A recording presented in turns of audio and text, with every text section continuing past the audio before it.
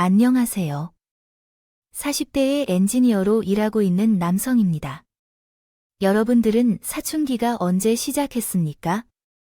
다들 빠르면 초등학교 고학년 때, 늦으면 고등학생이 되거나 성인이 된 후일 겁니다. 그리고 흔히 사춘기가 늦게 오면 더 무서울 것이라고 말씀하죠. 우리 가족은 할머니께서 58세에 들어오신 늦은 사춘기로 우리 가족을 괴롭히셨고 결국 파국을 맞이하게 되었습니다. 제 아내를 만난 것은 지인 속의 덕분입니다. 홈쇼핑 모델로 일하는 아내는 너무나 아름다운 분이라 제게는 과분할 정도였습니다. 간단하게 말해 그녀는 매혹적인 미녀로서 함께 있는 것이 큰 행운이었습니다. 이상형의 여자가 되었어요. 물론 외모만큼이나 진중하고 차분한 성격도 너무 마음에 들었죠. 희선 씨는 평소에 예쁘다는 말을 많이 듣죠. 아무래도 모델로 있으니 당연한 걸까요? 잘 모르겠어요.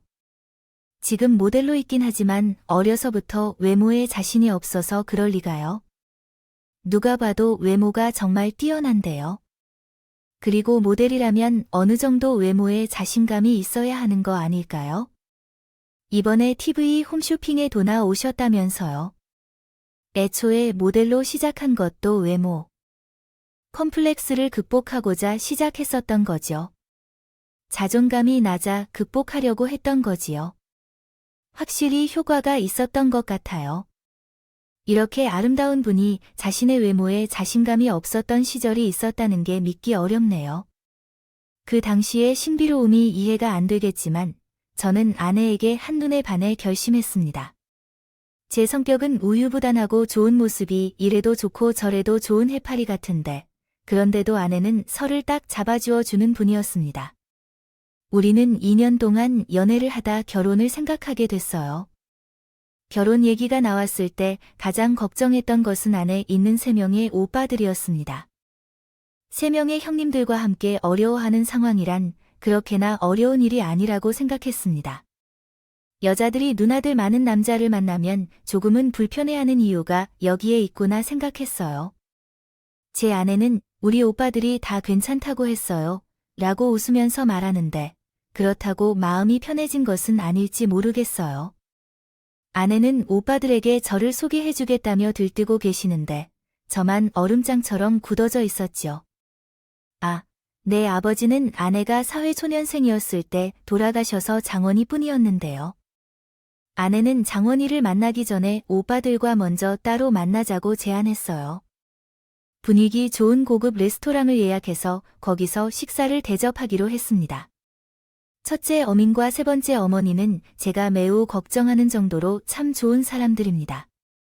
분들은 약속 시간보다 일찍 나와서 저희 부부를 기다리고 계셨는데 인상도 좋으시고 장난을 잘 치신 분들이었어요. 중소기업 생산직 과장으로 일하신 첫째 어머니는 제가 들려주기를 즐겨 하셨기 때문에 조금 괴로웠지만 더 키가 큰 동생이 한 명 더 늘었다고 하셨어요. 화물차 기사로 일하시는 삼째 어머니는 엔지니어 매튜가 들어왔다고 언급하셨죠. 그리고 나중에 형님께 화물차를 한번 보고 싶다는 부탁도 하셨습니다. 남매가 모두 예의 바른 성격으로 자랐을 것 같았지만 그렇지 않았어요. 어느 집안에는 특이한 성격을 가진 사람이 한 명 있듯이 그분이 둘째 형이셨습니다. 만나기로 1시간보다 1시간 늦게 도착한 둘째 오빠는 우리가 들어가 있는 식당의 문을 노크도 없이 쾅하고 열어버리며 아주 강렬한 첫인상을 남겼어요. 이제야 왔네. 왜 이렇게 늦었어? 준석이가 말했어요. 일이 늦게 끝났으니까 늦었지. 오늘 정말 난감해. 회계를 보러 온 사람들이 다 만차래. 하루 종일 공천에 온 줄 알았어. 오빠가 먼저 이분께 인사를 해야지. 여기는 제 오빠인 최준하 씨, 중고차 사업을 하고 계신 분이에요. 안녕하세요. 저는 최준입니다. 잘 부탁드립니다. 왜 나보다 어리고 잘생겼어? 말해야겠어. 뒤져. 앞으로 잘 지내보자고. 우선 한 잔 받아. 아내. 오빠, 이 사람 차 가져왔어. 술 먹이지 마. 아이 베리 블러데리 잠 낙차 가져왔다고. 술 못 먹냐? 그치. 매부 마셔. 첫째 형님이 나 셋째 형님과는 전혀 다른 인상의 얼렁거리는 말투. 딱 봐도 성격이 보이는 분이었어요. 첫째, 셋째 어머님 덕분에 긴장이 다 풀려 있었는데 둘째 형님의 목소리도 크고 어딘지 불같은 성격이 저를 다시 긴장시켰습니다. 식사 자리는 다행히 별 문제 없이 끝났지만 언젠가 둘째 언니의 더 성격 때문에 문제가 생길 것 같은 기분이 들었습니다. 형님들과 함께 문을 지나가면서 장모님을 만날 수 있었는데요. 역시 모전여전하시군요. 아, 제가 누구를 닮아서 그런지 딱 봐도 알겠더라고요. 자식이 4명이나 있는데도 아직까지 젊게 보이십니다. 동네에서 옷가게를 혼자 운영하시면서도 젊게 계시는 분 같아 보였어요. 아내에게 장모님과 당신이 정말 닮았다고 하니 아내는 그저 웃으며 그래, 잘 모르겠는데 라며 처음 듣는 말에 어색해하더라고요. 장모님은 이왕이면 가족들이 다 모이자고 하시더니 형님들도 오시기로 했습니다. 첫째 형님은 연락을 받자마자 퇴근하여 바로 오셨고 세 번째 형님은 조금 늦었지만 과일을 사서 왔습니다. 그러나 둘째 형님은 없으셨기에 임은 장모님이 전화하자마자 참담한 기색을 보였어요. 여보세요. 예준서가 어디에 있지? 라며 인사로 시작했는데 제가 지금 어디 있겠어요? 라고 대답했습니다. 무슨 일이세요? 제가 바빠요. 미안하다는 뜻으로 희선이의 신랑이 집으로 인사를 했다는 소식을 전해주었습니다. 이런 경우에는 온 가족 다 모여서 만나는 게 좋을 것 같아서 하나님과 만나서 얼굴도 보고 밥도 먹었어요. 바쁜 사람에겐 쓸데없는 연락은 자제해 주세요. 그쪽 목소리를 듣는 것도 고역이니 중요한 일이 아니라면 전화하지 마십시오. 다음은 문법적으로 보다 올바른 한국어로 재구성된 내용입니다. 또, 장모님은 왜 스피커폰으로 전화를 하셔서 저까지 듣게 만드셨는지요. 제가 민망해서 죽을 뻔했어요. 괜히 옆에 있는 아내와 먹던 과일에 대해 얘기하면서 못 들은 척해도 그 커다란 목소리를 뚜렷하게 듣고 말았습니다. 장모님, 그쪽 목소리 듣는 것도 고역입니다. 이렇게 말하는 싸가지를. 그 말은 아들이 어머니에게 할 말이 아니잖아요. 그게 너무 기억에 남아서 나중에 조용히 아내에게 둘째 형님과 장모님 사이가 안 좋아 보이는데 물었죠. 아내는 단지 둘의 관계가 좋지는 않다는 애매한 말만 남기고 더 이상 말이 없더군요. 아내도 말하고 싶지 않았고 사실 더 물어볼 용기도 없었어요. 각 집마다 사정이 다른 이유가 뭘까요? 폴의 위치, 부위에 대한 소설 안내 카레이나에서 어떻게 나오지 않나요? 행복한 가정은 고만고만한 것 같지만 불행한 가정은 각자의 방식으로 불행한 거죠. 제가 숨기고 싶어하는 부분을 더는 드러내고 싶지 않았어요. 하지만 그냥 모르는 척하겠다가요. 장모와 두 번째 누나 사이의 갈등은 더 깊은 것 같았어요. 그 두 사람은 저와 아내의 결혼식에서도 많은 소란을 일으켰죠. 돌아가신 장인께서 대신해 주신 부분으로 장모님이 신부의 입장에서 안으로 들어가서 손을 잡고 행진하고 싶어 하셨다는 거예요. 아내도 이해했거든요. 예식장 측에도 사전에 말을 해놓고 그런 식으로 진행될 줄 알았는데요. 결혼식 당일에 그 사실을 안 둘째 형님이 펄펄 뛰는 것 같지 않습니까? 저녁이자요. 여자가 네 손을 잡고 걷는다는 게 그게 무슨 얘기야? 그걸 해야 하는 거지, 형? 아버지 대신에 희선이 손을 잡고 들어가는 거야? 오빠씨, 사람들이 모두 들어가고 참, 너, 준석이 말 다 해봤니? 아버지가 없으면 엄마가 대신 할 수도 있는 거지. 내가 30평생 잘 키웠는데 일 정도는 못하나? 엄마, 일단 진정하세요. 그리고 준석이, 내게 그게 무슨 말이냐? 한계가 없다는 걸 어머니가 손을 잡고 들어가는 거, 희선이도 동의했어. 아, 그래요. 형은 그렇게 말할 수 있을 거라 생각해. 참, 모두가 속도 없이 속도.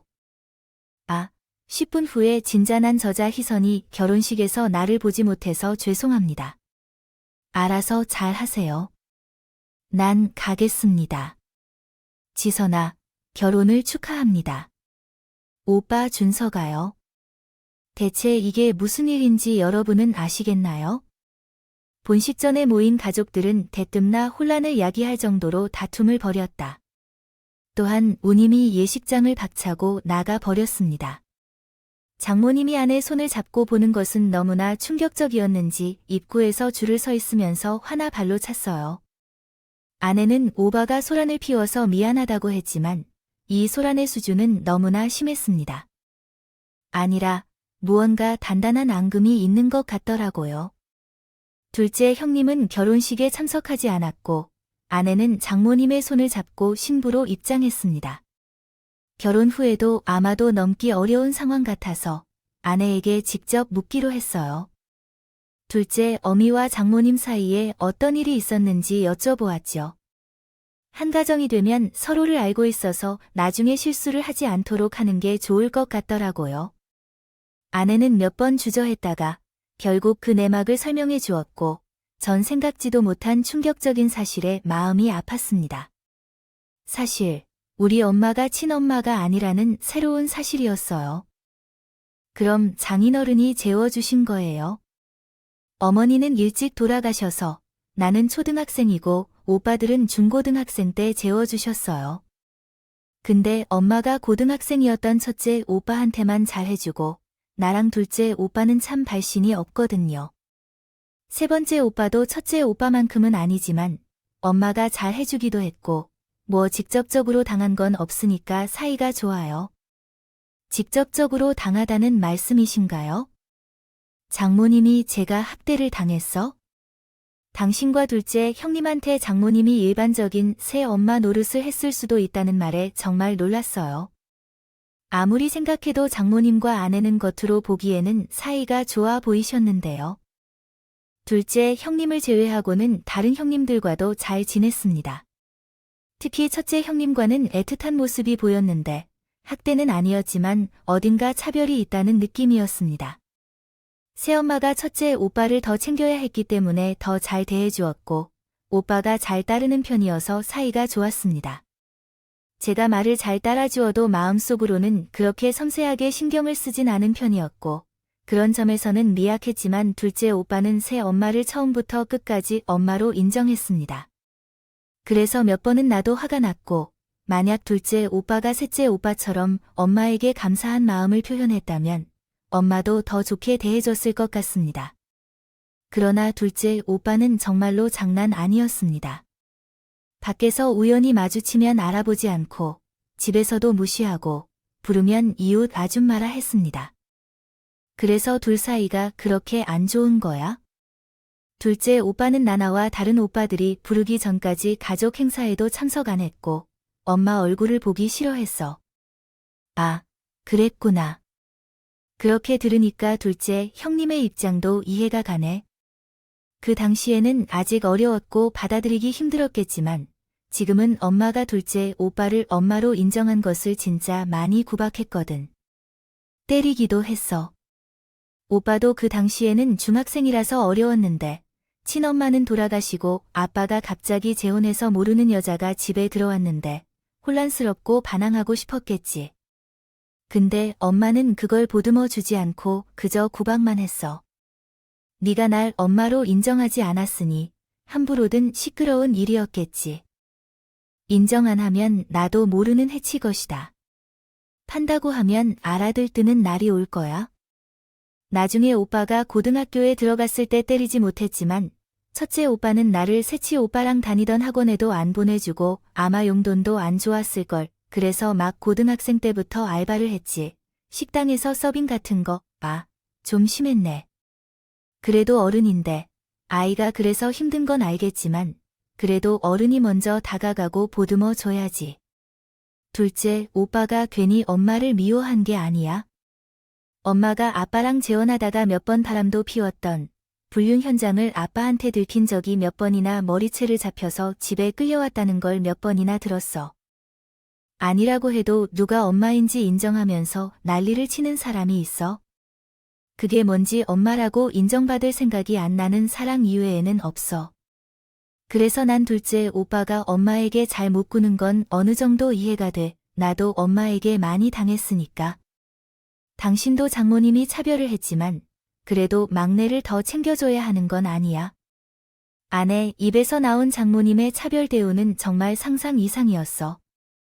장모님은 아내가 초등학교 고학년 때 2차 성징을 사달라고 하면서 그에 대해 어떤 말을 했는지 알아? 그걸 모아 로사 옷도 물려줬는데 속옷은 못 물려주겠다고 해서 엄마가 있으니까 마트에서 사서 입으라고 했어. 그 옷을 입어. 깨끗하게 입어서 쓸만해요. 애들이 4명인데 돈이 좀 드는 게 아니에요. 희선아, 내가 이해 좀 해봐. 아니 이제 막 발육과 사춘기가 시작되는 딸에게 아줌마가 입던 속옷을 물려주는 것이 말이 되나요? 전 황당해서 아내에게 물어보았습니다. 그게 말이 되나요? 아니, 속옷을 물려주는 거야. 혹시 집안이 어려운 건가요? 나도 그런 줄 알았는데 그래도 첫째 오빠랑 셋째 오빠 대학교 등록금 다 내준 거 생각해보면 그것도 아니었나 봐. 아빠가 남긴 재산 입구에 이서나 보더라고요. 어려서는 몰랐지만 생리대 값도 둘째 오빠가 용돈을 주셔서 내가 사서 썼지. 그 정도였어. 하하, 아니라고. 둘째 언니는 반항하고 엄마로 인정한 거라 위험한 것은 이해가 되는데 그 후에 말도 잘 듣고 엄마로 인정도 하고 엄마라고 잘 부르잖아. 그러게 말이야. 그냥 내가 맘껏 했던 거야. 내가 말했던 적이 있지. 나 예전에 외모 때문에 자존감이 낮았다고. 그것도 생각해보면 어릴 때부터 엄마가 내 얼굴만 보면 늘 넣은 얼굴로 먹고 사는 게 글렀다는 걸 배워서 그렇겠지. 기술을 배워야지. 이렇게 말해서 야, 나 대학도 안 보내줄 거였어. 나 대학 가서 뭐 해? 여고 졸업하자마자 취업하고. 근데 1부터 시작해서 5바퀴 도와줬던 전문대라도 나왔어요. 지금은 얼굴로 먹고 살찌고 가만히 있으면 내가 엄마 말이 다 틀렸다는 걸 증명하고 싶었나 봐. 쓸쓸한 시절의 이야기를 지금은 웃으면서 얘기하는 아내의 모습이 어딘가 섭외된다더라고요. 좋은 가정에서 사랑받고 자란 줄 알았는데 이런 과거가 있을 줄 상상도 못했죠. 하지만 아내의 설명을 듣고 난이 지금까지 미심쩍했던 부분들이 해소되었어요. 첫째 어머님 말로는 첫째 형인 결혼식 자금은 장모님이 지원해 주셨다고 들었는데 저희 결혼식에는 10,000원 한 장도 주지 않으셨고요. 물론 그때는 여유가 있어서 쓸 수도 있고 지금은 부족할 수도 있죠. 하지만 아내에게 장모님의 차별적 태도에 대해 듣고 나서 돈이 없어서 안심할 수 없을 것 같다는 의심까지 했어요. 마땅히 단정한 이미지였던 장모님의 첫인상은 제안의 순간 무너지게 되었습니다. 역시 첫인상만큼 중요하지는 않다는 게 사실이었어요. 두 번째 형님이 장모님에게 반항하고 언성을 높였다는 건 사회적 관습이 그렇지만 아내까지도 미워한다는 것은 이해하기 어려웠어요. 오빠랑 결혼할 뻔했어요. 엄마는 제 엄마가 아니야. 우리나라의 밀양 때문에 나를 결혼시키려고 했거든. 돈 많은 남자라고 부자 집에 시집 보내서 엄마를 호강시키라고 했다던데. 뭐, 장모님 정신 못 차린 것 같아. 딸로 장사를 하는 것도 아닌데 다시 결혼하려는 건 무슨 일인지. 지금은 돈을 벌기 위해서 일하고 있어요. 조선시대와 비교해보면 뭐가 다른가요? 그런 것은 둘째 형이 막아주었는데도 저희 오빠가 교체해버리네요. 오빠가 그 이야기를 들었을 때 진짜 화가 나서 집을 뒤집었거든요. 저번에 지평가문에 들를 때 중문에 한자도 없는 걸 봤어요. 그 이야기를 들은 오빠는 내가 이혼을 시킨다는 엄마에게 화가 나서 문을 박살냈어요. 유리가 다 깨져서 그대로 버렸죠. 와, 둘째 형님이 정말 보통이 아닌 것 같아요. 하지만 내가 그렇게 날뛰어서 짖는다는 것 같아요. 내 동생이 돈 많은 사람에게 팔리려고 한다는 소문을 듣고 아내가 둘째 원님을 유혹하고 파고 들어가는 망나니 같은 행동을 이해하고 돌봐주는 것도 모두 과거에 장모님의 차별을 받는 아내를 챙겨주던 둘째 형님의 흔적입니다. 그 이유입니다. 서로 장모님의 미움을 받으며 동병상련의 마음으로 힘을 모아 자라왔거든요. 우리 결혼식 날 둘째 형님이 계속 없다고 한 것도 그런 이유 때문이었고요. 정말 아내가 아이의 자식 역할을 맡아 노력하고 장모님이 나를 다른 사람처럼 사랑해 주셔서 고맙습니다. 분명히 제가 부족한 점을 채워나갈 수 있도록 최선을 다해왔어요. 결혼 후 가게를 합친 뒤 월급 통장도 합쳤어요. 그런데 통장 잔액 정리를 하고 나니 매달 40만 원씩 고정으로 나가는 것을 보고 깜짝 놀랐죠. 여보, 이거 뭐야? 매달 10일에 나가는데 40만 원이야? 적금을 빠져나가는 게 아니라 당신이 보내주는 것 같은데 그 용도는 엄마께 드리는 거야? 나는 돈을 벌면서 꾸준히 드리고 있어. 당신에게 먼저 말해야 했는데 미안해. 이제 결혼했으니 절반으로 줄이거나 할게. 어차피 둘째를 제외하고는 모두 엄마에게 매달 용돈을 보내니까 내가 줄여도 큰 문제 없을 거야. 아니, 당신이 장모님에게 용돈을 주는 건 상관없지. 장모님이 장인분도 없이 혼자 지내시기도 하고. 이렇게 말했지만 솔직히 헌신에 대한 이해가 되지 않는 부분도 있었습니다. 저라면 제게 속옷 한 벌을 사주지 않고 물려주는 새엄마에 대한 결혼 핑계로 언급되어 조금 어이가 없었습니다. 아예 안 보고 살 것 같습니다. 아무리 남의 자식을 키워주더라도 첫째와 셋째 형제는 뼈와 다리처럼 걷어진 수준일 겁니다. 그런 이유로 장모님의 아내에 대한 아쉬움도 있었고 밀어내려는 생각도 했습니다. 모두가 제대로 된 애정을 받지 못해서 그랬던 것 같아요. 그래서 이제는 아내에게 무한한 사랑을 주기로 결심했습니다. 부모님의 사랑을 받지 못해도 남편의 사랑과 보살핌으로 외로운 내 가슴을 채워주길 바랐었죠. 하지만 사랑만으로는 해결할 수 없는 문제도 있죠. 아내가 결혼 후 건강검진에서 유방암 판정을 받았습니다. 다행히도 이기 유방암 판정을 받은 건데 만약 조금이라도 뒤처지게 되면 발견하지 못했을지도 몰라요. 상상도 하고 싶지 않았습니다. 저 아내는 놀랐지만 그래도 빨리 발견한 증상을 해소하기 위해 서로를 돌봐야 했어요. 혹시나 하는 걱정으로 원래 계획했던 임신 계획은 미뤄야 했죠. 아는 초기 치료에 집중하기 위해 하는 일도 잠시 쉬기로 했어요. 제 월급으로는 생활이 가능하고 아내도 보험금을 받을 수 있었거든요. 가족들에게 알리는 문제는 아내가 당장 죽는 것은 아니니까 걱정을 안 주고 싶다고 했어요. 나중에 완치되면 그때 말하자고 했어요. 이게 말이 됩니까? 걱정시키지 않으려는 마음은 이해하지만 만약 제가 가족들이라면 서운할 것 같아요. 가족의 아픔을 낫고 얘기하는 것이 보탬이 될 것 같아요. 저는 아내에게 몰래 형님들과 장모님께 전화로 이 사실을 알려주었습니다. 현재 생존율은 90%이니 너무 걱정하지 마세요. 6개월 정도 꾸준히 치료를 받으면 될 거라고 말했습니다. 첫째 어머니와 세 번째 형님이 발견되어 정말 다행이라고 했고 도움이 필요하다면 희선이가 눈치채지 않고 바로 말하라고 하셨어요. 희선이는 아무 일이 있어도 혼자 해결하려 하지 말라고 하셨습니다. 소식을 꽤 수월하게 받아들인 첫째와 셋째 형님들과는 다르게 두 번째 언니는 전화로 불같이 성질을 내셨습니다. 그래서 전화를 드릴 때 각오를 해야겠다고 생각했습니다. 하고 전화를 할 정도였다니까요. 내가 이럴 줄 알았어. 그게 그거야. 스트레스 때문이야. 마음의 병 때문이라고. 평생 엄마 노릇도 못한 사람이야. 맞추면서 살았는데 경기 생기지 않는다. 얼 미련 안 하거든. 10달러 터져 진짜. 형님, 일단 진정하시고 일단 초기에 발견해서 의사도 너무 걱정할 정도는 아니라고 했어요. 너무 걱정 마세요. 제가 옆에 있잖아요. 희선이 잘 챙길 거예요. 그래, 내부를 좀 신경 써줘. 혹시 해안 판정 받아서 보험금이라던가 그런 걸 받았어? 사부러워도 왜요? 그거 혹여나 그 여자한테 입도 뻥긋하지 마. 그도 생겼다고 알면 언젠가 다를 거라고 할 거야. 인간이기에 결코 말하지 마세요.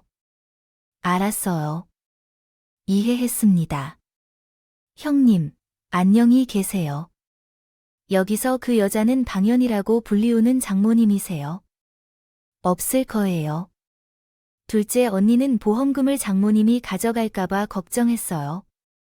그럴 만한 이유도 있었어요. 그 사람은 꾸준히 자식들에게 돈을 주던 분이세요.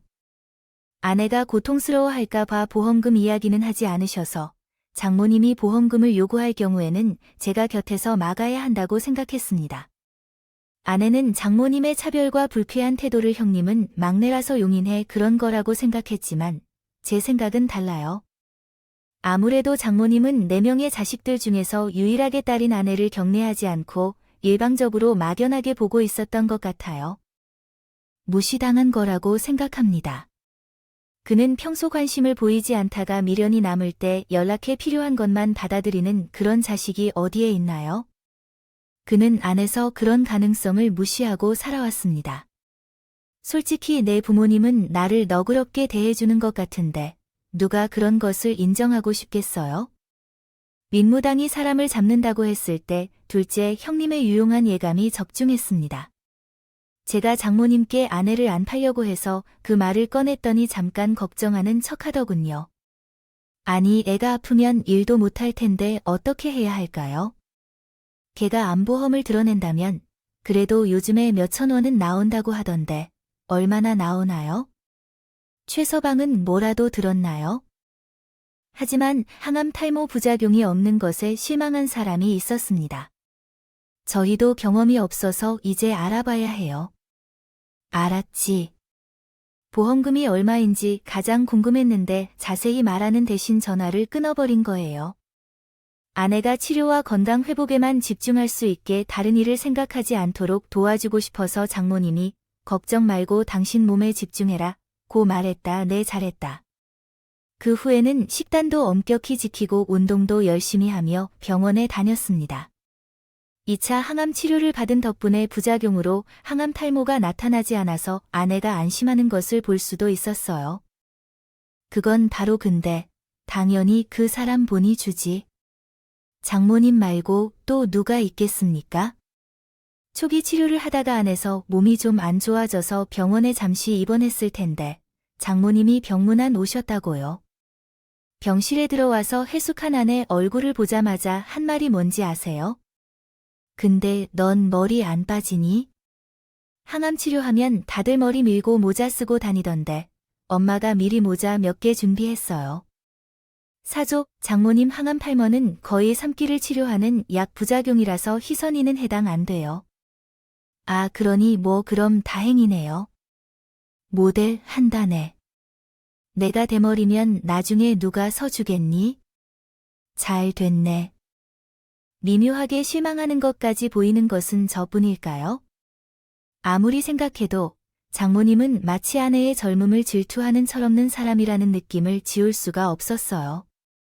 그래서 아내가 어릴 적부터 그렇게 못살게 했다는 거죠. 아, 무슨 사춘기 여자애가 더 예쁜 친구를 질투하는 것도 아니고 치졸하게 짝이 없더군요. 이제 병원비가 나가느라 돈도 모아야 한다는 핑계로 장모님에게 보내는 용돈도 끊고 아내에게 말해버리고 싶었네요. 그렇게 아내가 치료를 시작하고 한 달이 지났고 아내가 몸 상태가 괜찮다고 해서 돌아오는 명절에는 장모님 집에 가자고 하더군요. 솔직히 말리고 싶었지만 아내는 오빠들이 오는데 나도 가고 싶다고 했죠. 그의 좁은 장모님 집에 형제 부부와 그 자녀들까지 모이니까 정말 북적북적했어요. 저는 아내에게 거실에서 오를 받을 것이라고 해두고 부엌으로 가서 아주머니들과 함께 명절 음식을 준비했어요. 거실에서 아이들이 뛰어놀고 하는 소리들이 들리는 게 이렇게 화기애애한 명절도 나쁘지 않았습니다. 그때 두 번째 형제의 유치원 아들이 큰 소리로 엄마 불러서 부엌으로 들어왔어요. 성찬아, 왜 부엌에 가냐? 동생들이랑 놀지. 했습니다. 엄마, 할머니가 나만 용돈 안 준대. 형이랑 수진이는 한 푼씩 받는데 나만 안 주신대요. 장모님이 둘째 자식에게만 용돈을 챙겨주지 않고 첫째와 셋째 자식들에게만 용돈을 준 걸로 알려져. 아들은 속상해서 엄마에게 매달리며 7월에 떠나더라고. 자식들뿐만 아니라 손주들까지 차별하는 장모님에 대해 이해할 수 있어? 아무리 봐도 정말 어른다운 사람이 아닌 것 같아서 속상하다는 생각이 들었어. 속상한 이내 조카를 챙겨주는 모습을 보면서 둘째 형님만은 멀리서 지켜보고만 있었지. 입안이 씁쓸해지면서 부엌 의자에 걸쳐놓은 지갑에서 급하게 10,000원짜리 몇 장을 꺼내서 조카에게 줬어. 성찬을 거절하려고 했더니 고모부가 줄 거라고 해서 할머니가 돈이 모자라나 봐. 앞으로 물품이 필요하면 고모부에게 말해. 알았지? 라고 말했어. 네, 고모부께 감사의 인사를 전합니다. 둘째 어머님은 저에게 고마워하며 S5 스시를 사주셨어요. 분명히 둘째 어머님은 알고 계실 거예요. 장모님이 둘째 어머님을 비롯한 그 가족들을 차별한다는 것을 알게 되었을 때 음식이 모두 준비되어 거실에 큰 식탁이 차려져 가족들이 모여 앉았습니다.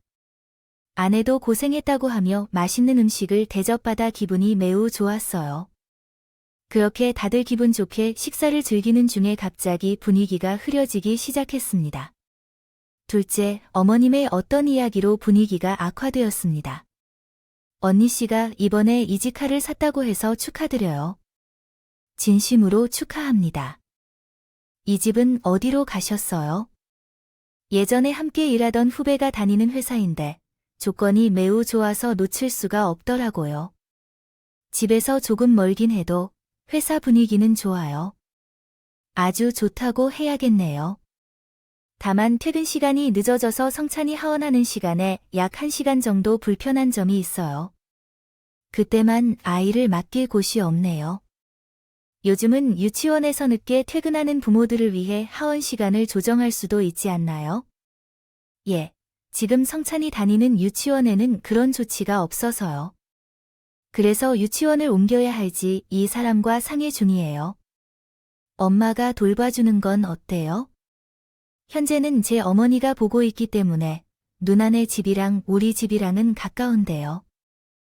아니야, 너무 힘들어. 내가 이해해 줄 수 없어. 이렇게 지우니까 힘들어. 죽겠어. 내가 예쁘게 보이지 않나요? 꿈도 꾸지 마세요. 너희는 잘 되어 있는데 왜 그렇게 나도 피해를 보아야 하는 건가요? 유치원을 옮겨요. 단순히 어안영하게 안아주는 사람이 바뀌었을 뿐인데 왜 거기에 꿈도 안 꾸라고 하는 건가요? 형이 무의미한 소리를 한 것인데 왜 이 사람에게 꿈도 꾸지 말라고 하는 거죠? 어머, 그건 나를 힘들게 만든 말을 하는 거잖아. 둘째, 나는 평소에 잘하고 있는데 어떤 일이 있어도 기뻐해주는 나의 손을 잡아줘. 넌 시에 애미한테 몸 아끼는 것이 다 네 남편 탓이라고 알아라. 너의 남편이 성질만 죽였어도 너랑 니에게도 편했을 텐데 애비 가져 모양이니 손주도 점점 보기 싫어지지. 예상치도 못한 다툼에 당황하여 얻는데 손주까지 밉다는 장모님의 말을 끝으로 둘째 형님이 자리를 박차고 일어나 거실 TV를 우당탕하고 쓰러뜨리고 말았습니다. 어머나, 아준서가 여보? 집안은 박살난 TV로 한순간에 아수라장이 되었죠. 저는 아내에게 애들을 데리고 방에 들어가라고 했습니다. 둘째 형님은 정말 야차 같은 얼굴로 장모님에게 큰 소리를 치기 시작했어요. 당신, 그 사람을 차별하는 것은 같은 것인지 좀 작작해. 허린이 돼가지고 나이가 또 못하고 손주들까지 밉다는 말을 입에 담아 당신이 그럴 자격이나 돼? 뭐, 너야말로 한 번에 부모 지급도 안 한 놈이 무슨 할 말이 있어. 사람을 대무시해도 정도가 있지. 내가 널 어떻게 키웠는데? 내가 배 아파 낳은 자식도 아닌 애 4명을 내가 어떻게 키웠는데? 당신이 엄마 노릇을 제대로 했어? 아버지 몰래 바람 피우다 걸린 게 한두 번이 아니면서 구리한테 엄마 노릇을 했다고 형이나 자들이 나 속 없어서 그래도 당신 엄마로 불러줄 몰라도 난. 그렇게 제멋대로 행동하지 마세요. 당신과 같이 우리 아버지도 부당한 행동을 저지르는 여자를 어떻게 엄마라고 부를 수 있을까요? 돌아가신 우리 엄마께 미안해하게 마련인데도 절대로 이렇게 행동하면 안 돼요. 또 당신이 우리를 어떻게 키울 줄 몰랐는데 같은 집에서 살 때 우리를 키운 것처럼 가장하는 것은 아니에요. 그리고 형이나 세 번째 자매를 소중히 생각하지 않는다고 무시하며 말하면 안 돼요. 당신이 제게 전학했던 학교에 찾아와 주거나 학원에 보내주었던 일을 잊지 마세요. 물론 대학에 보내준 적은 없지만 대학을 포기하려고 해도 막내 희선을 위해 돈을 모아서 보내주었어요. 이런 건 왜 그렇게 이해가 가지 않는 건가요? 내가 문제인 건가요? 어떻게 당신과 아직도 연락을 유지하고 있는지 이해가 되지 않아요. 지금이라도 빨리 정리하시길 바래요. 이제 나에게 연락하지 마, 끝이야. 이렇게 지겨운 가족도 아닌 사람과 연애한 건 잘못이야. 형도 그렇고, 너도 그렇고. 그 여자가 계속 만나고 싶다면 만나. 가족과 놀고 싶으면 알아서 하시고. 대신 내 곁에는 안 와줘. 알아들었어? 이제 이 집 구석에 부르기만 해. 그때 정말 이렇게 안 되어서 미안해. 둘째 형은 그 말로 끝이야. 아주머니는 아이를 데리고 집을 나갔어. 둘째 형이 떠난 집안은 정말 폭풍이 지나갔던 것처럼 보였어. 장모님은 아직도 왜 그렇게 억울하신지 곡소리를 지르며 오셨어. 자식을 키워도 소용없다고 아주 화를 내며 말했어. 이후로 둘째 형님이 간간히 아내와만 연락을 하고 형님들과는 잘 연락하지 않는다고 합니다. 첫째 형님은 둘째 형님에게 무례하지만 어머니이기 때문에 먼저 사과해야 한다고 타일 없다는 이유로 말합니다. 둘째 형님은 첫째 형님에게 많은 것을 받았기 때문에 어머니라고 할지 몰라도 자신이 아니기 때문에 그런 소리를 하면 형도 연락하지 말아달라고 말했다고 합니다.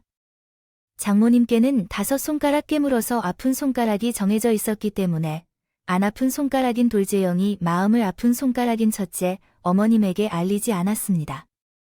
그렇게 큰 사건 이후 다시 귀하게 받아들일 만한 소식이 전해졌다고 합니다. 장모님은 내를 다시 시작했다고 합니다. 하더군요. 아내께 식사 한번 같이 하자고 시간을 내달라고 하니 뜬금없이 처음 보는 남자 한 명을 데려왔다더군요. 누구를 데려올 건지 말을 듣지 못한 저와 아니 당혹해졌습니다. 그러나 장모님은 그 남자가 최근 진지하게 만나고 있는 상대라 하셨습니다. 아니라고 봐도 장모님보다 한참 어리게 보이는 그 남자는 실제로 7살 연하라고 합니다. 그래도 사람을 직감하는 능력이 있다는 게 있잖아요. 한 번의 식사 자리에서 그 남자가 어떤 사람인지 파악할 수 있었습니다. 우리 장모님이 어디서 그를 만나셨는지도 전혀 말씀을 안 하셔서요. 아, 누님께서 악원 여행 모임에서 만난 것 같다고 하더라고요. 처음 뵌 때에는 어릴 줄 알았는데 사실은 더 연상이었네요. 이거 알아요. 근데 현승 씨뿐만 아니라 딸도 한 번은 뭐 하세요? 현승 씨 딸 2분까지 있나 그러더라고요. 이쁜 딸들 많으면 세상 남자들이 얼마나 고마워할까요? 알아봐. 근데 저희 엄마를 누님이라고 부르시더라니 신기하죠. 뭐, 현숙 씨라고 하는 게 더 좋지 않나요? 아니요, 누님이에요. 그래요, 나를 부르고 싶은 대로 부르는 거지. 와, 나? 맞아요. 그래요, 사귀는 사이에 자기란 말을 할 수 있죠. 근데 세상간해지고 애교 섞인 장모님의 목소리에 소름이 돋았습니다. 본인 자식들에게도 그렇게 다정하게 대하지 않는 분이 그렇게 변함없이 다니셨다니요. 우리 엄마가 정말 좋아하시는 것 같아요. 지금은 무슨 일을 하고 계세요? 아이쿠, 이런 걸 물어서 죄송해요 정말. 엄마에 대한 정보를 전혀 모르니까 이해가 좀 안 가요. 그게 뭔데요? 장모님이 제가 일하는 곳부터 부모님의 직업까지 쉬지 않고 물어보시잖아요. 아, 이젠 상황이 역전된 거네요. 아이 친구 말이 재밌네요. 저는 예전에 헬스 트레이너로 일하다가 이번 비상시국에 헬스장을 운영하다가 회원들이 다 빠져나가서 쉬고 있는 거죠. 그게 어떻게 쉬고 있는 거야? 문을 열면 다시 회원들이 들어올 텐데. 놀아도 뭐 어때요? 누님이 나를 먹여 살려주신다고 하하. 난 그것만 믿고 있잖아. 하하하. 저는 왜 그러시죠? 웃으면서 하는 말이 진실처럼 들려서 그런 것만 같은데 아마도 우리 장모님이 얼굴만 번지르르하게 하고 근제비한테 마음을 빼앗긴 것 같아요. 장모님이 그것을 모르고 계시다고 해요. 젊었을 때 트레이너를 썼다고 해도 여전히 몸도 나이에 비해 좋아 보이지만 저 말투가 조금 양아치 같아서 마음에 걸렸어요. 그것이 저에게도 마찬가지로 느껴져서 집에 와서 사람을 믿음이 안 간다고 하더라고요. 아내는 즉시 형제들에게 전화를 걸었어요. 형제들도 그 남자를 아내보다 먼저 만나보셨다고 하는군요. 오빠, 나한테 한 번이라도 해주지 않을 수 있니? 엄마한테 만날 사람이 생겼다면 즉시 알려줬어야 돼. 어차피 어머니가 너한테 알아서 소개시켜 줄 테니까 내가 만나는 것보다 직접 만나는 게 나을 것 같아. 아니, 누가 봐도 양아직으로 보이고 뒤꿈치 때문에 걱정할 필요 없어. 그 아저씨를 아직 못 봤다고. 첫째 형님이 그저 장모님이 좋아하시니 아직까지 뭔 일을 저지른 것도 없으니까 지켜보자고 했어요. 아내는 속편한 소리 좀 하지 말라고 하고 전화를 끊고 셋째 형님에게 전화를 걸었습니다. 다행히 셋째 형님은 아내와 마찬가지로 그 아저씨를 의심하고 있었어요. 첫째 형님을 제외하고 모두 무언가 그 아저씨가 정말로 장모님을 사랑하여 함께 한다는 게 아닐 거라는 예감이 틀렸습니다. 하지만 삼형제부는 당장 결혼을 하려는 게 아니라서 단지 연애를 하고 있는 사이이기 때문에 좀 더 지켜보자고 했답니다. 아내도 당장 결혼할 일이 아니었지만 헤어지라고만 할 수는 없는 상황을 알겠다고 했죠. 하지만 마리 씨가 된다고 했나요? 장모님은 저희에게 그분을 소개한 후 잠시 후 재혼하고 함께 살겠다는 소식을 전해왔습니다. 다만 나이가 많아서 자식들이 창피해서 식 잘리기는 좀 그렇지만 가족끼리 좋은 장소에서 식사만 하자고 하네요. 그분은 이혼을 하긴 했지만 자녀가 없어서 초대할 사람도 없었고 처가 식구들만 참석하면 된다는 이야기였습니다. 이렇게 걱정했던 대로 썩은 이야기가 나왔으니 아내는 장모님을 설득해야겠다고 마음먹었나 봅니다. 하지만 정말 오랜만에 사랑에 빠지셨군요. 장모님이 들리지 않았습니다. 게다가 우리가 만난 적도 얼마 안 되었습니다. 그런데 왜 이렇게 급하게 결혼하려는 건가요? 아내의 말에 장모님이 제 양육에 관한 대답을 했습니다. 당신, 혹시 나의 어릴 적에 부모님이 다양한 사람들과 만난다는 이유로 나를 어떻게 키웠는지 궁금하지 않나요? 이런 일들을 하는 것은 어째서인가요? 그것은 그렇게 장난이 아닙니다. 왜냐면 제 아내가 왜 장모님이 질투하는지 모르겠어요. 착각일 뿐이죠. 아내는 장모님의 반발에만 입을 다물었습니다. 소통이 되지 않으니 대화를 시작할 수도 없었습니다. 그러던 중 장모님이 결혼식 전 가족끼리 식사하는데 할 말이 있다고 하셨습니다. 아내를 집으로 불러서 아내는 혼자 갈 수 있다고 했지만 걱정이 되어서 함께 따라갔어요. 처가에 도착하니 여전히 아버지와 장모님이 맥주를 한 잔씩 마시며 계셨어요. 장모님 댁에는 이미 살림이 합쳐져 물건들이 가득 보였고 그 사실을 발견한 아내는 한숨을 쉬며 장모님께 물었어요. 다음 주에 식사 자리에서 뵐 텐데 왜 부르셨나요? 너희 둘에게 할 말이 있어서 불렀어. 앉아서 들으라고 해서 앉았죠. 엄청 중요한 소식일 거라는 분위기를 느끼며 조마조마해지더라도 분명 좋은 소식은 아닐 겁니다. 그래서 그다지 의도한 대로 안 되었네요. 최악의 상황은 항상 이루어지지 않는 법이 없다는 것이죠. 다름 아니라 당신의 아버지가 가시도 배주고 제 손으로 네 분을 다 키우던 중에 이제는 아내를 찾아 둘이서 생활해야 한다고 금전을 건네는데 너희들도 자녀가 되는 동안에 하기에 그렇지 않으면 너희 자신끼리 잘해낼 수 있는 것이 아니다. 그렇다면 그러한데 그 두 사람이 함께 사는 집이 너무 가빠른 듯하다고 이사를 이사가자고 제안한 것이더라. 제 것도 마찬가지고 오모답게 나이도 꽉 찼으니 노년을 함께 보내야 하는 입장인데 함께 사는 집이 넓고 기분 좋은지 한다면 그 집에서 살아나가는 것이 좋겠다고 제가 말했다던데요. 이 사람 말이 맞지? 노후 준비를 해놔야 하는데 어디에? 집에 그게 될 것 같니? 그니까 너와 첫째랑 세 번째랑 각각 1억씩 모아서 나한테 줘. 그걸로 결혼 축가 선물 받았다고 해. 1억이요. 당장 1억이 내가 어디서 나의 엄마한테? 나 아직 항암 치료 중이라 매달 병원비도 나가고 입원 이상한 건 알고 있죠. 병원 근처로. 근데 1억으로 왜 돈이 어딨어? 너 그럼 지금까지 키워준 엄마한테 그 정도도 못 해주니? 엄마가 너를 키우느라 젊음 다 바쳐서 이제야 남자 만나서 같이 산다는데. 첫째는 내 말 듣자마자 바로 준비해 보겠다고 하더라. 너 그러면서 둘째랑 카페 안 먹고 나한테람 꼭 준비해줘. 차변이니 뭐니 떠들지 마. 첫째는 내가 말하면 다 한다고 하더라. 너는 유일한 딸이 되었으니 같은 여자끼리 정도도 못 이해해줘. 엄마는 새 살림살이를 해서 이런 한 알콩 좁은 집에서 시작했으면 좋겠어. 키워준 은혜를 생각해서라도. 그 정도 축하도 못 해주냐고. 키워준 대가로 자식들에게 각각 1억을 요구하시는 장모님이야. 나만 좋다고 부모가 아니듯 어떻게 키운지에 따라 참된 부모인지 아닌지 달라지는 거 아닌가요? 제가 아는 장모님은 솔직히 장인어른과 재혼을 해서 부모가 됐을 뿐 아내에게 부모 노릇을 제대로 한 사람은 아니었거든요. 근데 옆구리 찔러 절 받는 것도 아니고 저렇게 독단적으로 돈을 요구하다니.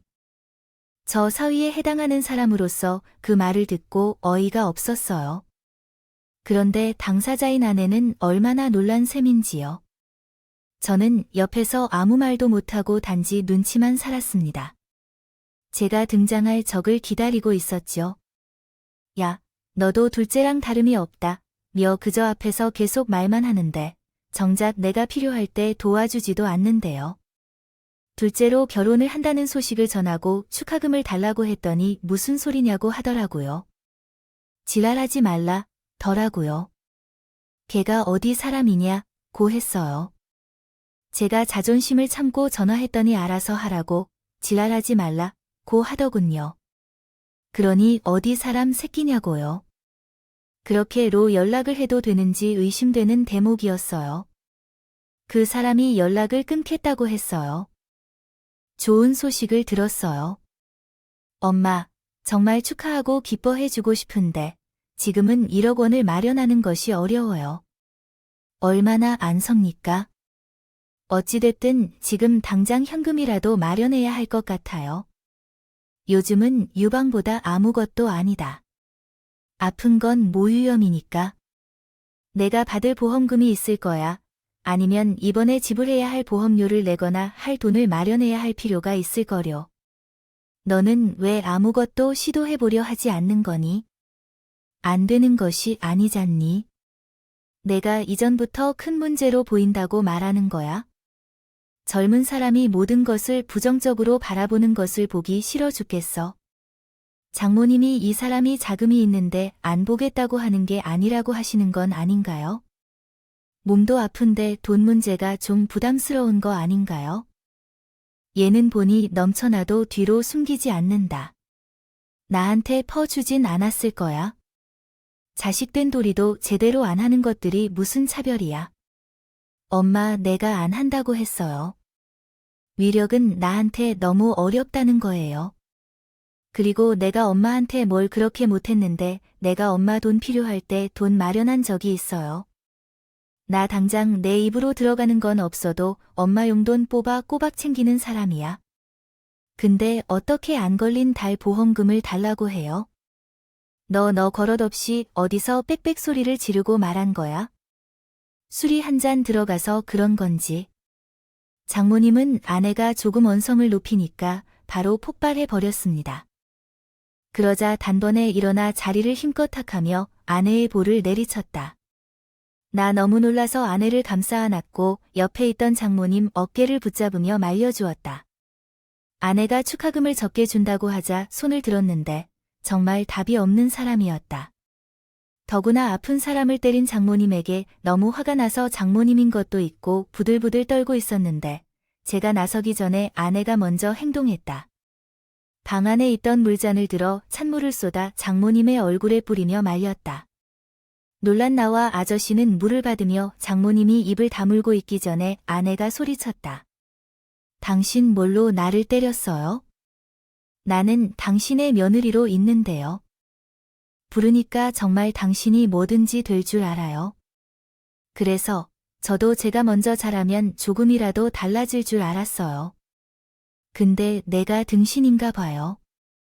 평생 이따위로 살아온 사람한테 무엇을 바랄 것인가요?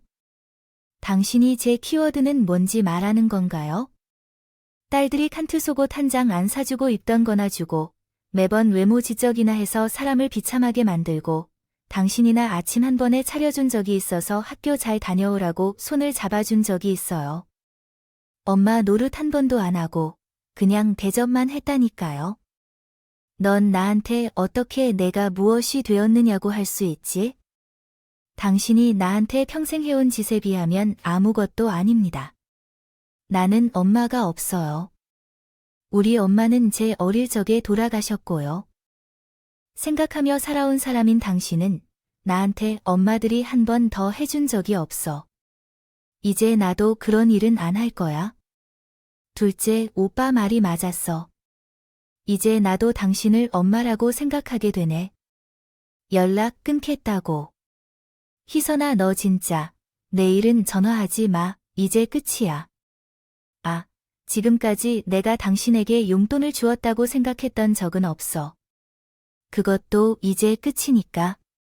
건강히 잘 지내시고 알아서 살아요. 회복하자. 나는 아내의 말에 바로 수화물을 싸들고 나갔다. 장모님도 아내를 붙잡지 못하게 빠르게 안을 감싸어 어깨를 안았다. 아내는 아직도 화가 가라앉지 않은지 어깨를 받으려고 떨고 있었어요. 하지만 아내는 후회하지 않았습니다. 그녀는 자신이 너무 아름답게 보였고 헛된 희망을 품고 있다고 합니다. 남들은 모두가 엄마라는 존재를 보내기가 어려웠다고 말했습니다. 그녀는 모든 게 없는 것보다 새 엄마가 나을 것 같다고 하더군요. 이제라도 아내가 아니라는 것을 깨달았으니 다행입니다. 약속된 가족과 함께 식사하는 자리에는 나가지 않았습니다. 나중에 삼형제 어머니에게 들은 바에 따르면 첫째 형님만 참석했다고 합니다. 삼형제 어머니는 그 아버지가 그녀를 좋아하지 않아서 재혼을 반대했다고 합니다. 그리고 아내에게 장모님과 있었던 사건을 듣고 더 이상 참을 수 없다며 칼을 휘둘렀습니다. 이후 삼형제 중 한 명은 첫째 형님에게 연락을 드렸습니다. 재혼 축하금으로 1억 원도 주지 말라고 설득해드려요. 지금 만나는 남자가 탕진할 거라고 단호하게 말을 했어요. 삼째 엄마님이 그 아저씨가 한다던 헬스장에 가보니까 이미 헬스장도 폐업했고 기구들도 다 제거된 모습이었어요. 정말 말 그대로 백수 신세인 거죠. 첫째 엄마도 그 말을 듣고 재혼을 반대하게 생각이 들었는지 1억을 주지 않았다고 합니다. 장모님의 축하도 원하던 돈도 아무것도 받지 못한 거죠. 아내는 정말 선포한 대로 장모님과 일절 연락을 하지 않았어요. 아예 새 엄마라는 존재를 기억해서 지은 사람처럼 그렇습니다. 장모님과 연락을 하는 건 첫째 형님이 안 남아 있어서 그런 것도 있습니다. 싫다고 할 정도였으니까요. 첫째 형님은 제게 간간히 소식을 전해주시곤 했었는데 정말 그 아저씨가 제비가 맞아 떠났다고 하더군요. 장모님이 자식들에게 돈을 못 받는다는 사실을 알고 장모님 집에서 짐도 싹 빼서 잠적했다고 하더군요. 그것 때문에 장모님이 알아 누웠다고 계신다고 첫째 형님이 말씀하셨고 자식들은 충분히 알고 있는 줄로 일관하던 이 바늘 같은 제비가 배신당하신 것이죠. 둘째 형님이 소식을 듣고 얼마나 크게 웃으셨을지 상상도 안 가는 일일 겁니다. 둘째 형님이 웃는 모습은 제가 결혼하고 나서 처음 보는 것 같았습니다. 편애하던 첫째 아들의 만남은 거 같더라니요. 이제 장모님이 기댈 곳 없이 오로지 첫째 형님에게 많은 지안이 첫째 형님 내외에도 시간이 지남에 따라 피곤해지고 있습니다. 그런데 어느 날 집 앞으로 반가운 듯하지 않은 손님이 방문했습니다. 그것은 장모님이었습니다. 그 우아한 얼굴은 어디로 사라졌는지 정말 초라한 표정으로 저를 기다리고 계셨습니다. 장모님, 여기서 어떻게 최 서방님을 만나게 해주세요. 제가 꼭 전하고 싶은 이야기가 있어서요. 그러자 장모님이 말씀하셨습니다. 그냥 가세요. 그분은 아직 화해가 되지 않은 것 같아요. 혹시 영원히 화해되지 않을 수도 있어요. 그런 일이 어딨나, 엄마의 말이겠지요. 모녀가 조금 문제가 생겨 연락을 끊으라고 최 서방에게 부탁해줘요. 요즘 정말 힘들어서 도와줄 수 있겠어요? 큰 형님께 도움을 요청하셔야 해요. 훈 형님과 연락하시는 게 좋겠군요. 요즘 내가 정말 급해서 큰애도 연락을 통해봐도 그래, 나는 지금 하는 옷가게도 건물주가 임대료를 올린다고 말하고 있어요. 초막만한 동네에 5개의 가게들이 그럴 여유가 어디에 있는지 모르겠어요. 나 희선이 좀 만나게 해줄 수 있어? 집안에 지금 계신가요? 제 딸과 하에 룸파를 하고 싶다거나 아픈 딸 걱정한다는 것도 아니고 돈이 급해서 온 거였어요. 그 뻔뻔하고 기회주의적인 모습에 화가 납니다. 난 지금 남편이 제게 나서야 할 차례라고 생각해. 그냥 가세요. 볼 일이 있으니 오셔야겠죠. 희선이가 그렇게 만만해 보여서요? 장모님은 좋은 어머님이 아닙니다. 그럼에도 불구하고 희선이가 장모님을 얼마나 챙기고 생각했는지, 장모님 복 걷어 차신 것을 알고서 친딸도 아닌 사람이 그렇게 잘한다면 고마운 줄 아셨는지 더 이상 집에 찾아오지 마세요. 정말로 더 이상 오면 희선이가 아닌 제가 직접 손볼 테니까요.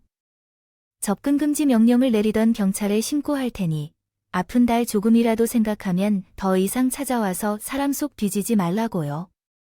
나는 3번 파랗게 질린 장모님을 뒤로하여 집으로 들어왔습니다. 편견적인 행동이 아내로부터 나중에 원망을 들을 수도 있겠지만 아내를 계속 무시할 행동은 지켜볼 수 없었어요. 그 이후로 장모님에게 연락하거나 방문한 적이 없습니다. 첫째 형님도 더 이상 장모님에 대한 소식을 전하지 않는다는 걸 보니 그쪽과도 연락을 하지 않는 모양이에요. 아내는 긴 투병 생활 끝에 드디어 다음 달 마지막 치료를 앞두고 있습니다. 이제 호르몬 치료와 방사선 치료는 그만두고 그 후에 부작용만 추적 관찰하자는 의사의 말에 아내와 함께 그간의 힘든 시간을 생각하며 서로 감싸 안고 울었어요. 저보다는 아내가 여러 가지로 마음고생이 심했을 테니까요. 아내의 마지막 치료를 앞두고 다시 저희 사이의 임신 계획에 대한 얘기가 나왔습니다. 그런데 어딘가에 아내가 달갑지 않아 하더라고요. 그 이유를 듣고 나는 마음이 다 쓸리더군요. 5년간의 결혼 생활 중 내가 자녀를 제대로 키울 수 있을까 고민이 되는 거야. 나에게는 제대로 된 엄마 모습을 본 적이 없어서 그런 것 같아. 자녀가 부모가 되면 자신이 받은 대로 행동한다고 하던데. 나는 자신이 없는데. 나는 자신 있게 성장하지 못했고 적절한 보살핌과 사랑을 받지 못했기 때문에 자신감이 부족한 것 같다는 아내의 말에 눈이 시큰하네. 아내가 너무 안쓰러워 보여서 마음이 아플 뿐이야. 하지만 나는 누구보다도 잘 알고 있어. 아내가 좋은 엄마가 될 거라고 믿는다는 사실을. 역설하지 마. 당신의 장모가 어떤 사람이든 상관없어. 당신에게 어떻게 대하든 상관없어. 먼저 반드시 최선을 다하며 살아가야 해. 부모의 마음은 무조건적인 사랑을 주는 것이 아닐까? 당신은 이미 장모님께 답도 없이 실천할 것을 약속하고 그로 인해 고통을 겪을지라도 나는 당신을 믿어요. 당신은 다른 누구보다도 훌륭한 엄마가 될 것이라 걱정하지 마세요. 아내는 제 말에 울음을 흘렸고 그 후 회복 판정을 받았을 때 이세를 계획하기로 약속했어요. 장모님의 엉뚱하고 파텐파치고 병원에 간 순례이자 변은 변이기가 사춘기 때문에 처가를 혼란스럽게 만들었지만 아내가 헛된 마음고생을 끝내고 있는 것 같아 오히려 다행스러운 생각이 들었습니다. 부모만큼 소중한 게 없다고 하지만 때로는 자식이 부모의 사랑을 능가할 때도 있습니다. 아무것도 받지 않고 마음을 주는 자가 언젠가는 보상을 받게 될 것이라는 희망을 품고 산 아내에게 나는 그 사랑을 대신 돌려주고 싶습니다. 받은 사랑을 당연하게 여기지 말고 꼭 되돌려 주어야 한다고 생각합니다. 저와 제 아내의 긴 이야기를 들어주신 분들께 감사드립니다. 모두가 사랑받고 사랑하는 삶을 살기를 바랍니다. 모두 행복하세요. 감사합니다. 음악